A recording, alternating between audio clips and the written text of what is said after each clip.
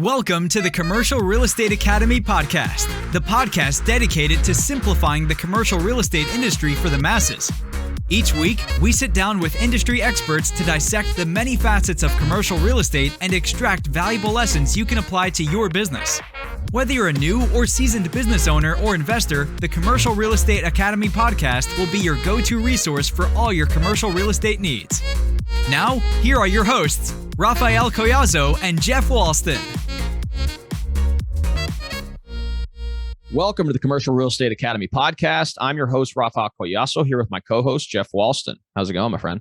It's going great. Had a great weekend and ready for the work week. I'm excited to keep moving on projects. I know it's the last quarter of the year, right? So we're scrambling to finish projects that need to be finished and actually start new ones. So I'm really excited. So that's awesome. Yeah, you got to finish strong. No, I'm the same boat. I got several projects. Several listings and buyers I'm representing and people who are looking to lease space that I'm representing as well. We're just working to try to get them all squared away here soon. I'm going to be going to a conference this coming week, which I'm excited to go check out. And yeah, just trying to finish the year strong and, build on the success of this year into next year. So should be a pretty good rest of the year. But this episode is actually quite interesting because we've decided to kind of interview each other. And in this case, we actually sat down and interviewed our fabulous co-host, Jeff Walston, and learned a little bit more about his background and, what got him into the commercial space. I thought that it would be kind of cool to do this because, you guys who are listening to us on a regular basis, you may know a little bit about us, but it's always nice to kind of dive in and really get granular about who we are, what we do, and why we do what we do. So as far as the episode's concerned, we really dove into Jeff's motivation into getting into commercial construction, really how he transitioned from the residential space to the commercial space. He walked us through some of his experiences scaling a decent sized franchise operation, a ServPro, the systems he was able to develop, et cetera. And then talked about his experiences developing dental labs in South and Central America, working in Chile, Colombia, and Mexico to do so. So there's definitely unique challenges when it comes to doing something like that across the globe. But, we learned a lot of lessons through those experiences. And then we dove into the entrepreneurship route, right? Because Jeff is an entrepreneur, has been so for several years, and really has had businesses pretty much his whole life. So he was able to impart some wisdom to younger entrepreneurs and those who are, just active entrepreneurs about some of the lessons he learned throughout his experiences as an entrepreneur and some of the biggest challenges he faced and how he's able to overcome those challenges. And then finally, we rounded it out. We talked a little bit about some of the advice that he'd wish he had had when he first started, and then some of the most impactful books that he's read that have really impacted his personal and professional life. So really a value-packed episode. Jeff, do you have anything you'd like to add? Like you said, I think if any entrepreneur, and if you want to get to know us as co-hosts, we started with me to get people to know who I am, and Raphael's is coming up next, but I try to give as much as I can on this episode. So if you're looking to start a business or already in business and maybe having some trouble, maybe listen to this and hopefully it'll help you out and guide you a little bit further along the adventure of owning your own business and entrepreneurship. So I'm excited for you guys to take a listen. Oh, for sure. Yeah. And you do provide a lot of value in this episode. So if you guys are going to listen to this, you definitely need to, because it is in fact a treat. So let's dive right into the episode. So as we usually do with our guests, I was just wondering if you could tell us a little bit about yourself and your background. Born and raised in Kentucky, around Taylorsville Lake area. And my family was in the construction trades and concrete, and particularly when we were younger. So I've been around trades all the time and kind of fell in love with the general contractor aspect of construction. And so that led me into building houses, and soon graduated. Instead of going to college, I took out a construction loan to build my first house, and that kind of took off a career there, and dabbled in commercial construction and both family business and my own, which grew into where we're at today with premise construction and mainly focusing on commercial construction. And it's been a ride. It's 20 years now in the making, not with this company, but in construction and all aspects of construction in that world. So very diverse background, I would say.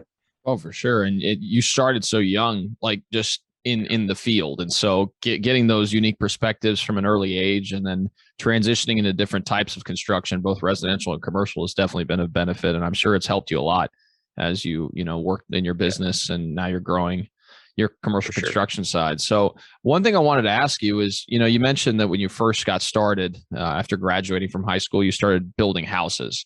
What made you switch over to commercial real estate in particular? Because, I definitely heard a lot of people in the past that, they stick with residential, but I was kind of interested to hear why the switch? Why'd you make the jump?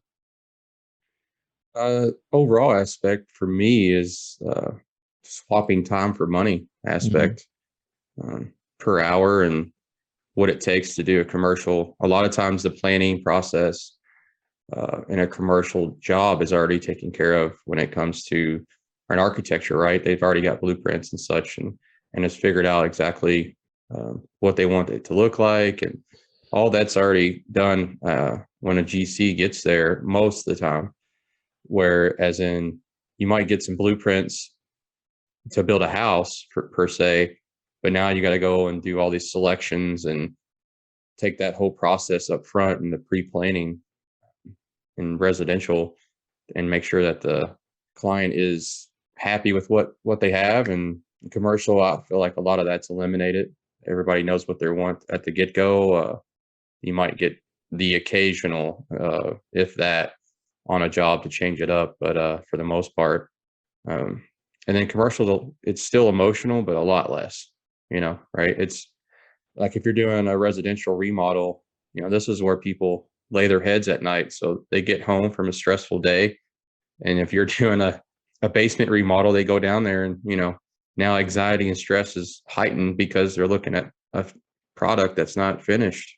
And most of the time, people don't understand the whole construction process. And especially now, right? We're in the COVID times and material is just taking forever to get, no matter what, on residential or commercial side, because, people aren't working still and people are behind. And uh, but yeah, I think as far as trading the time with money and then the emotion side, drew me to the commercial construction. And also, say if you build a restaurant or a 20-story office building, your grandkids are going to be able to drive past that, and it's going to be a publicly used facility. So you're going to get thousands and thousands of people to walk through, a piece of what you've created, help create. So That's that, awesome. Yeah. No, for sure. And I mean, like you said, I mean, it is two different sides of the coin, right? A lot of people yeah, think that there are a lot of, and there are definitely some similarities between residential and commercial real estate. But like you said, especially in the GC side, I think it is very emotional of a process in on the residential side, because of the fact that people live there.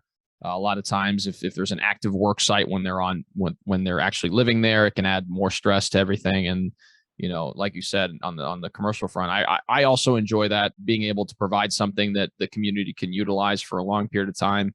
I mean, if you think about it, if you help build out a restaurant, which I know you did one here locally, it's called a Boom Boss Pizza. I mean, think about how many people go through that restaurant on a yearly basis, probably thousands and thousands and thousands of people. So those are people that for are sure. able to see your work and, being able to interact with what you work so hard to be able to construct. And so it definitely Yeah. adds some value to the production that you've been able to accomplish. But one thing I wanted to ask you, which is something that I always found interesting about your background, is that you used to work for a company that used to develop dental labs in South America. And so I was wondering if you could talk to us a little bit about that experience and maybe, walk us through some of the things you had to do and what the ultimate outcome was of those scenarios.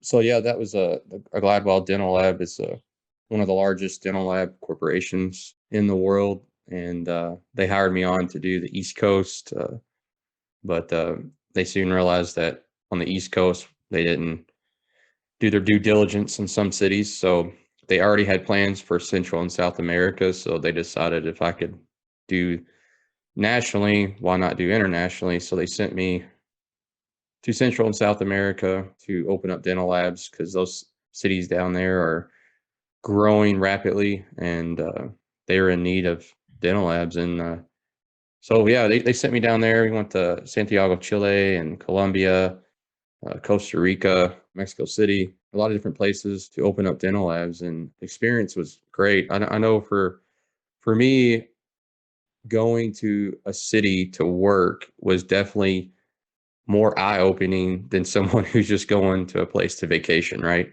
I mean, most of the time there's vacation destinations and you're not understanding the way 100% of a culture until you diverge into that when you get onto the working side of it, right? So that was definitely for me, definitely eye-opening and makes me appreciate America as a whole. For sure. So those dental labs, how are they primarily constructed? Was it one singular type of model that you kind of implemented or iterated across the different types of countries? And maybe what were some of like the hurdles that you had to deal with when it came to building these labs? So for other countries, a lot of them are right. So the dental lab, if you think of it as like a factory floor, essentially, and you have your product and it starts at the beginning of the assembly line, and we just move down to the next one. And most of the time it's just a U shape for those dental labs. And if it's a square or rectangle building or however that we wanted to build it out, we would just design it to that particular space, but still keep in line with the assembly line, essentially, to build them out.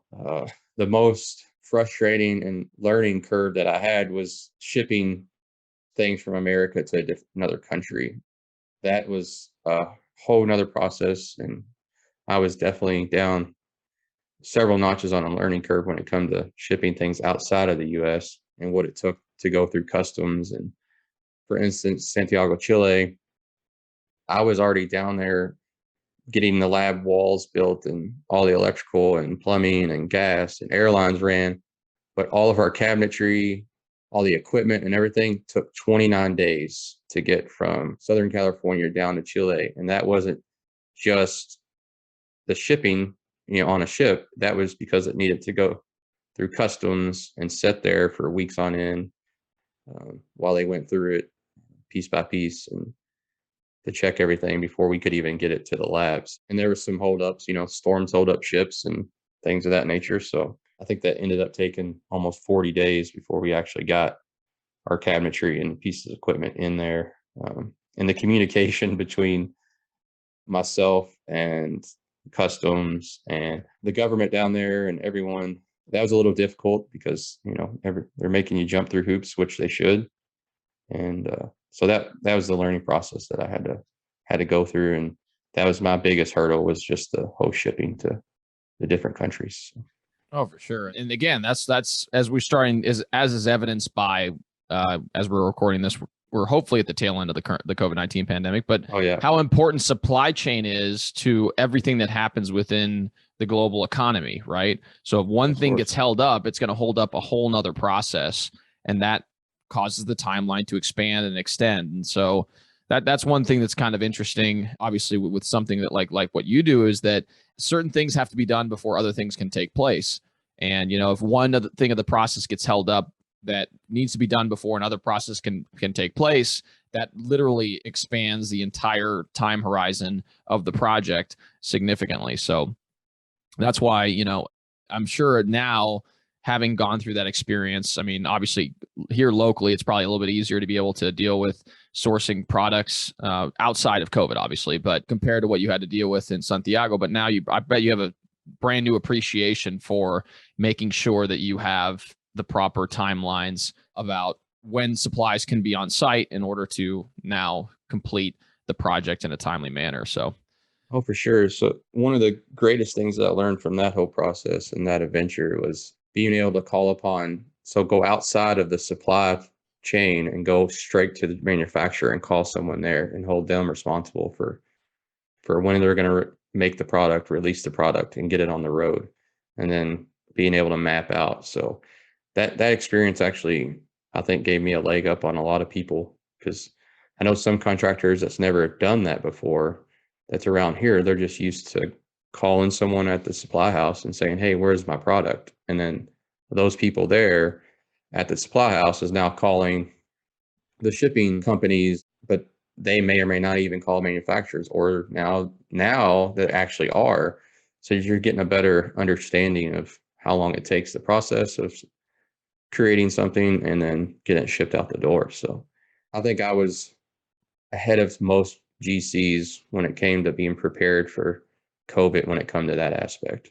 Yeah, because you just took initiative and tried to, circumvent the line of contact, which sometimes you have to do because, I mean, if you're not getting the answers that you need to in order to make sure you're able to perform your role effectively, sometimes you need to go around people and say, okay, well, obviously I'm not getting answers or getting the right answers from you. I'm just going to go do what I need to do outside of this linear type of speaking relationship. So, and not saying that the supply houses aren't doing their jobs, just they're getting the answers from these shipping companies and they're like, I don't know. So that's what they're passing on to the customer, me being their customer. And then I'm trying to pass that on to my client.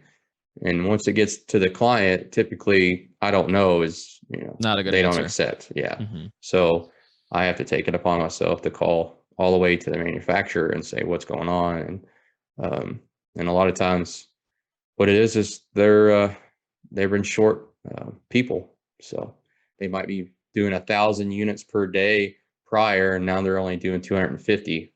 That's going to slow the whole process down. So 100%. So you did that for several years, and also a part of your background includes scaling a pretty decent sized ServPro. So I was just kind of curious if you could talk a little bit about that experience and maybe some of the lessons you learned from it. Yeah, so I got hired on there to be a project manager to begin with, and they were growing before I even got there. Their systems and processes weren't fully being mandated and or followed. So I took it upon myself to start implementing all the systems and process into making sure and holding people accountable for those. And by doing so, we upped our production. Teams were able to get more work done in a timely manner. Plus, we were able to hire people on because now you have systems and processes, whether people like to admit or not. Overall, that's what we follow, right? Whether it's the right process or the wrong process.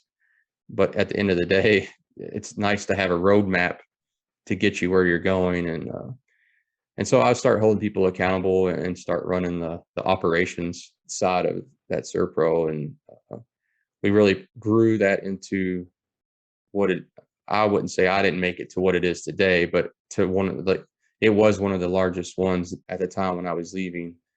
But I also helped start their construction arm of the whole company, which was interesting when it comes to insurance construction work, because they have a set price and that has to be negotiated.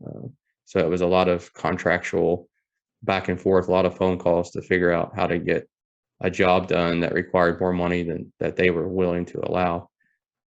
So that was a task all of on its own. But at the end, when I left, they were rapidly growing, and now I think they bought out all the franchises within Kentuckiana, which is what people don't know. Some of them in Southern Indiana, New Albany, Jeffersonville, and then all of Jefferson County. So they now own all those, and they bought out everyone, and they own their own building now. Several crews, like we had at the beginning, I think we were up to 20 crews when I left. I think they've even more than that now, especially since their construction arm has grown. That was definitely an experience, and that taught me how to help people out in a catastrophe. So anytime that ServPro was called, there was a fire, or they found mold and it's everywhere, and now people are getting sick in the house, or they ran their dishwasher in their kitchen, right? And they were like, oh, we're going to go to the grocery store real quick and pick up something. Then they come back and their entire house is flooded full of water. And then if you add that to, they were getting ready to have Thanksgiving for all their entire family involved. For them, their world's upside down, and you had to learn how to be empathetic for sure for people in that area, because Water does lots and lots of damage, just like fire and mold, to a house. And that's their world, right? If it's your house, it's your world, and it can definitely be turned upside down in one of those. So I think that whole learning process helped out with customers, being empathetic to them, and then they taught me the empathy of being a leader in an organization.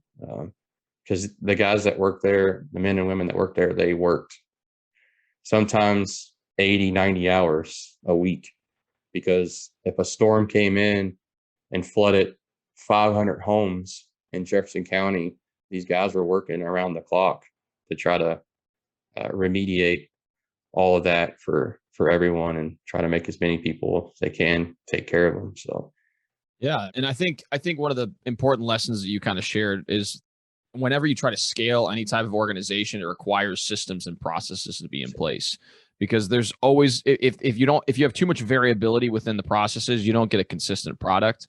And as business owners, I mean, if you can't guarantee a particular outcome for a client, you're not going to be successful, right? I mean, look at some of the most successful companies in the world.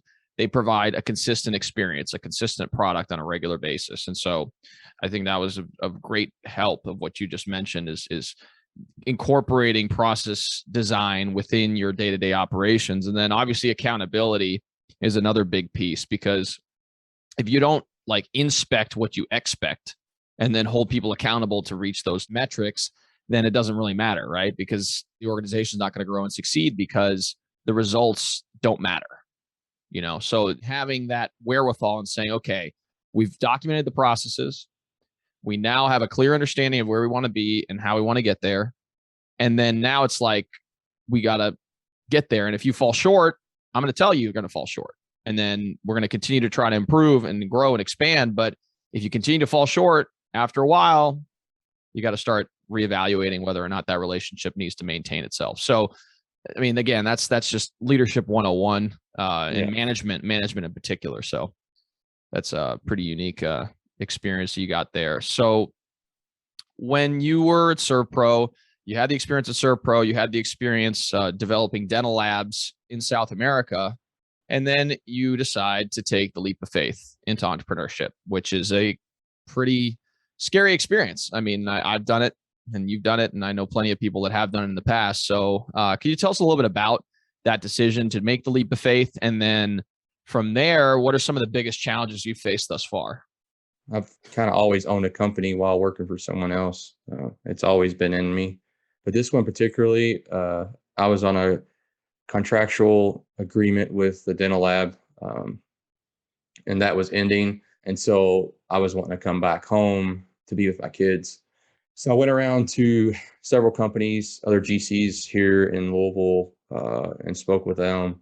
A lot of people were interested. It just, I couldn't fault them for not wanting to hire me, because now I have my kids 50% of the time. And so my obligation to them is, if a school called, I have to go and pick them up, just like a lot of single moms have to do. And I was in that spectrum of parenting at the time. And some of those guys were like, well, I can't have you running a job and then all of a sudden you just have to leave when, I have these obligations at this other job. And so that kind of led me to opening up my own because of my kids' construction work. So I called people that I've worked with in the past and let them know that I'm starting a commercial construction company, and they actually had projects that were getting ready to start. And so there's 5 different people. I bid all 5 and I got 3 of them, and that kind of took off premise. And then things that we have experienced is growing issues. We all have those things where you're not quite ready on financially, or you're not quite ready, like your systems and processes are not fully concreted in. And so we've been having growing pains when it comes to that. And then here comes the pandemic.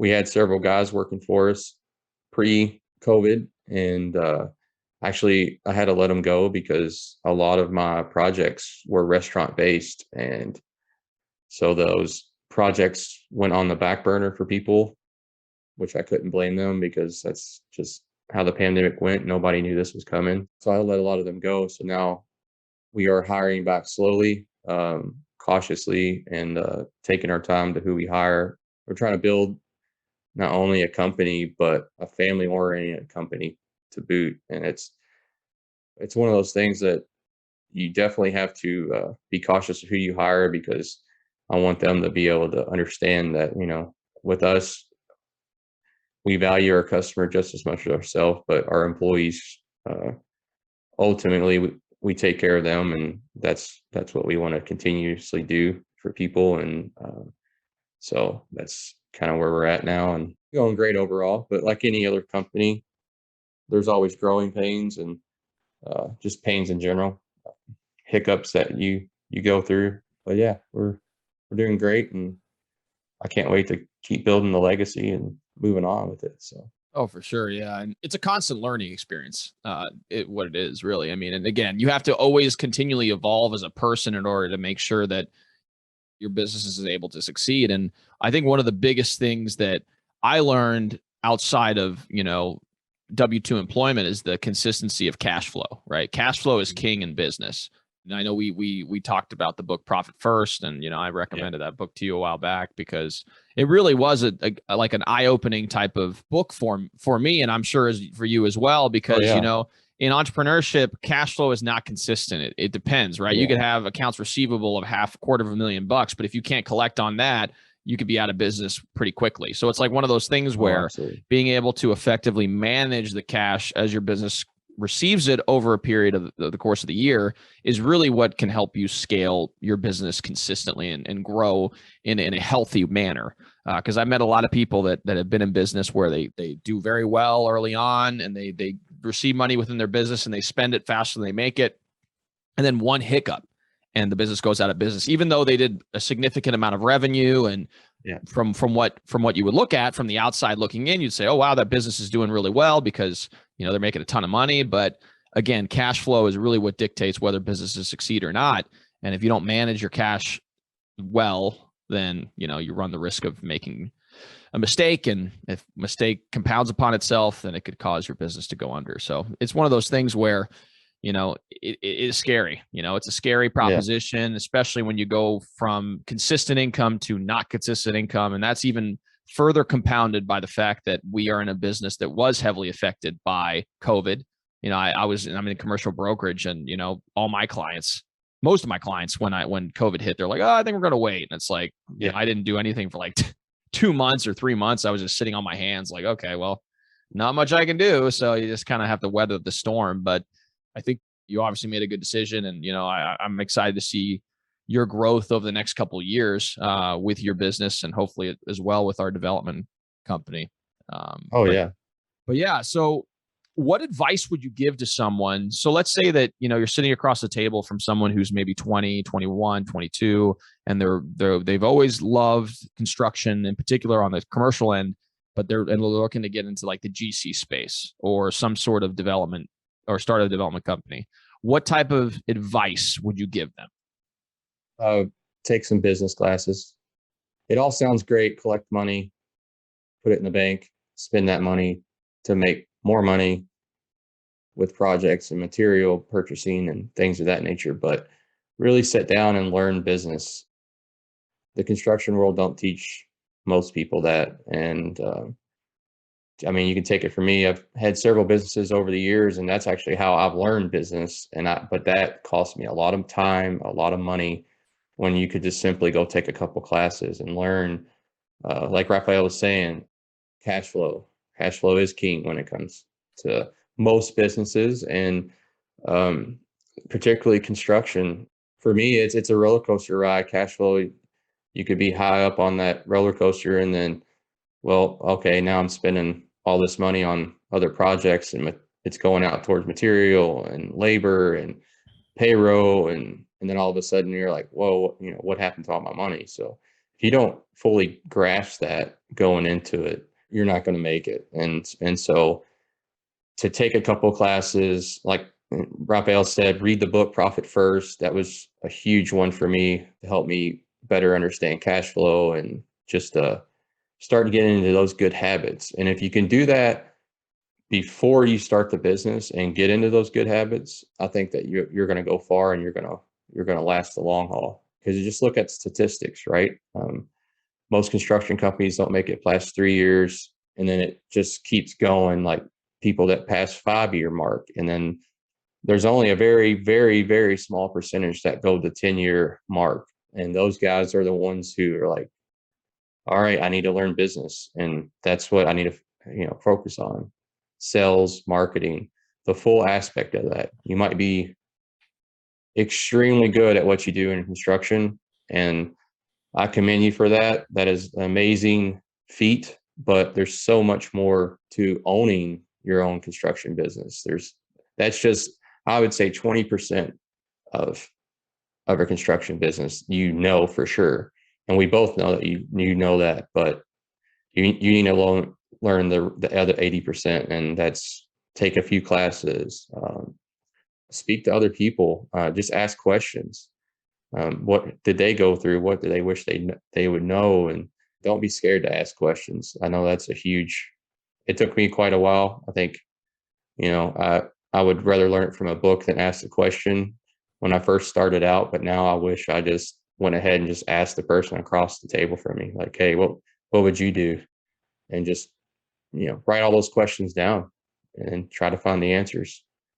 I mean, that's some great advice. And, you kind of bring up a couple good points. One being the business aspect, right? Because, there's this book called The E-Myth Revisited that talks about, the concept of those people who are like, hey, like I'm making all this money for someone else, I'm doing this particular role for someone else, so might as well go off and do it on my own. But what happens a lot of times is that they're technicians, meaning that they're very good at their one job, but they don't really consider the holistic aspect of running a business. And so a lot of times you essentially trade your one job for another job that ends up being like, you work 10 times more and you make 10 times less. So it's just one of those things where you have to get very clear and understand how a business functions, how a business operates, and learning from people like you, and, reading books and taking classes and, getting a feel for how to effectively manage your cash flow is really what's going to help you succeed long term. And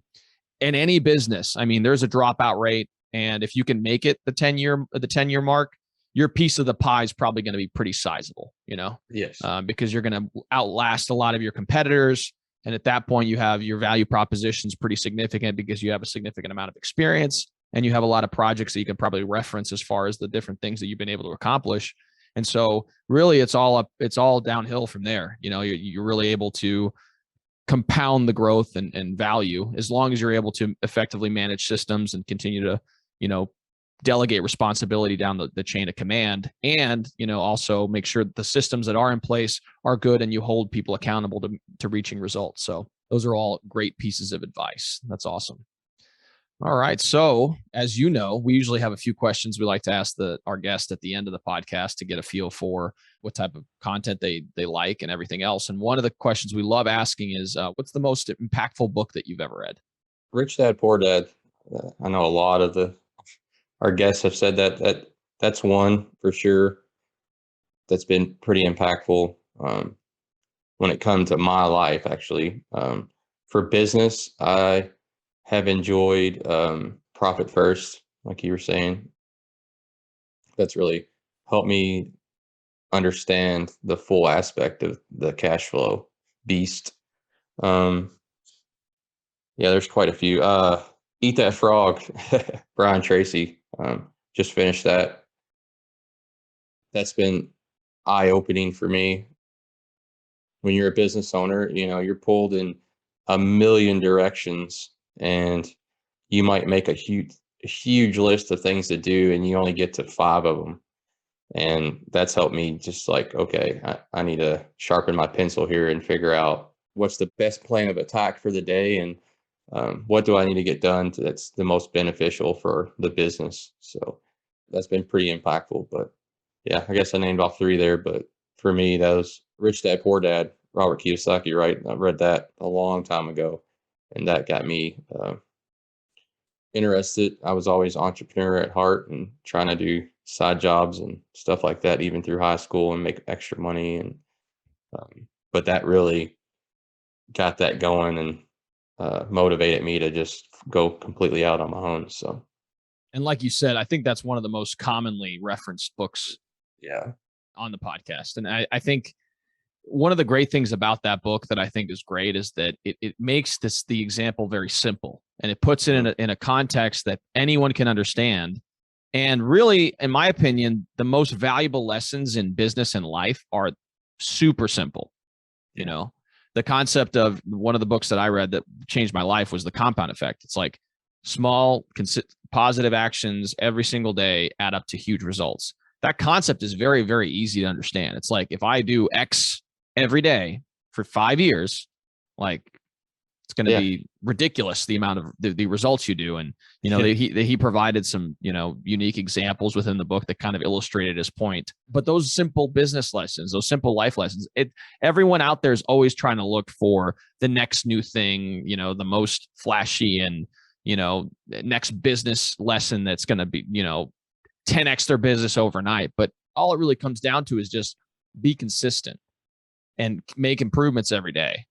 And don't try to get rich quick. I mean, that's pretty much it. Like if you're committed and you're willing to stay in the business and you're willing to do what it takes every day, slowly but surely building it up over time, I mean, you're going to be something special pretty quickly. So, for sure. That's awesome, man. Yeah. So near the end of the episode, we just wanted to first off, thank you so much for coming on. Obviously you're the co-host, so it's very, you know, it's nice to be able to kind of interview you, but I just wanted to ask you, what do you think you're willing to contribute today to the treasure chest?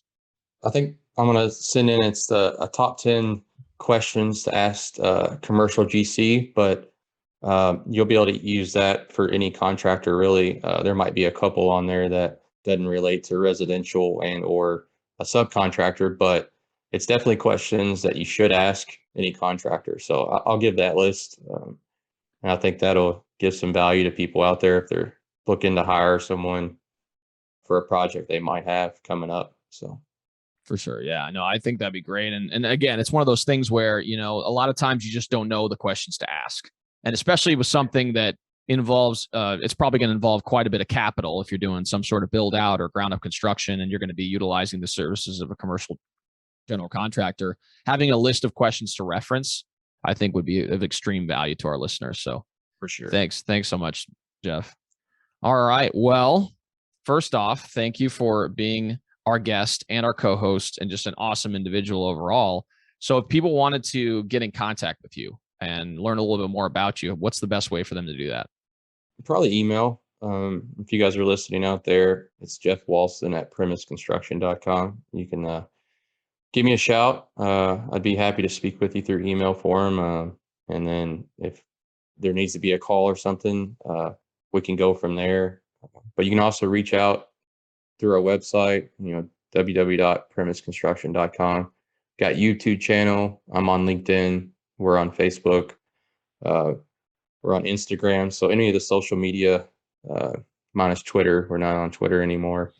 And we're not on TikTok. We haven't joined that bandwagon. But you look at the main business, LinkedIn and Facebook, and reach out to email. So I think that'd be the best way for everybody to get a hold of me. And I'll include all that in the show notes as well. So if you guys are listening to this in a YouTube or watching this on YouTube, then feel free to go down to the description and grab that information. If you guys are listening to this on Apple Podcasts or any other type of podcast medium, it will be in the description in the show notes. So awesome. Well, thank you all so much for tuning in. If you guys love this content, please let us know. We love hearing what you guys want to hear next. And if you do like the podcast, obviously we would really appreciate it if you could subscribe to the channel and also leave us a 5-star review if you're listening to this on a podcast format like Apple Podcasts or Spotify or whatever else.